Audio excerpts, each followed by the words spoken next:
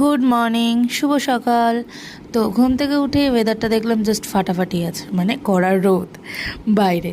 তো নিজের জন্য বানিয়ে নিলাম 1 কাপ চা আর সাথে কিছু বিস্কুট। তো বিস্কুট আর চা সকালবেলা খেয়ে মাথায় এলো বুদ্ধি যে আজকে কি রান্না করি। তো নিরামিষ, তার জন্য পটল ভাজা, ভাত বসিয়েছি আর সাথে ঝমঝমিয়ে বৃষ্টি শুরু হয়ে গেছে। তারপর গাঁঠি আলুটা কেটে সিদ্ধ বসিয়ে দিলাম। তো ওদিকে ওটা সিদ্ধও হয়ে গেল, আর আমি সিদ্ধ হতে হতে আমি নিজের একটু ফেসটাও দেখে নিলাম। একদম বাজে লাগছে। যাই হোক, রান্নাটা বসিয়ে দিয়েছে, রান্নাটা আমার প্রায় হয়েই এসছে। তারপরে এখানে আমি আজকে কিছুই করিনি, পটল ভাজা আর গাঁঠি আলুর তরকারি।